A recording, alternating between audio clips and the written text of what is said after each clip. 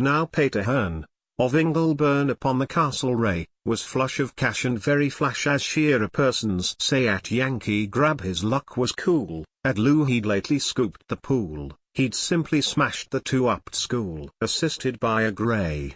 And Pate grew then like other men. His head began to swell. As he was fly he thought he'd try the Sydney folks as well. Their chances would be mighty slim of working any points on him, when Yucabill and Ginger Jim had found he was a sell.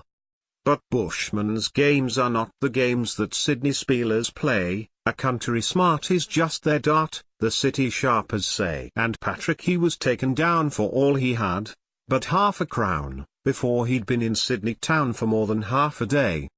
'Twas well for Pat, the shearer, that he'd had the sense to pay his fare's return to Ingleburn before he went away. It's not what you could call a joke to find yourself completely broke, but Patrick had a splendid stroke in store for Castlereagh. He found a shop, an oyster shop, where lobster, crab and cray were all alive, and seemed to thrive, and purchased straight away some crayfish and some lobsters, 2 such things are cheap in Woolloomooloo, and caught the Western Mail that flew towards the Castlereagh. The train was crowded, which allowed no sleeping on the trip. Pat had a flask, and thought to ask the men to take a nip. Just then a lobster chanced to find the bag unclosed, and, feeling kind, it gave a man a nip, but mind, it was not on the trip. And then some crayfish got away, with lobsters, 2 or 3, and sundry grips and divers nips made things extremely free. Profane expressions filled the air. Disgraceful how some people swear.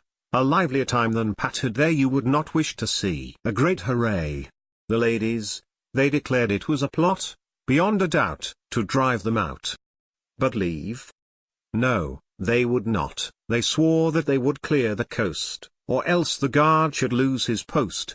But women always are a most unreasonable lot. On Pate's return to Ingleburn the shellfish were in tow, and things were gay on Castlereagh preparing for the show. For every township in the scrub that owns 2 churches and a pub must run a show and draw a sub from Goldsborough, Mort, and Go. Now shellfish are extremely rare upon the Castlereagh, and Ingleburn galoots don't yearn for lobster or for cray. Lobsters indeed they'd never seen, and never might, had it not been for Pater Hearn, and he was mean enough to make them pay. On Luca Bent he hired a tent and made a rise with ease. 'Twas at the show, of course. You know where side shows always please the shellfish. They were placed inside, and Pate stood by the door and cried, "Walk in and see Australia's pride, the monster Sydney fleas."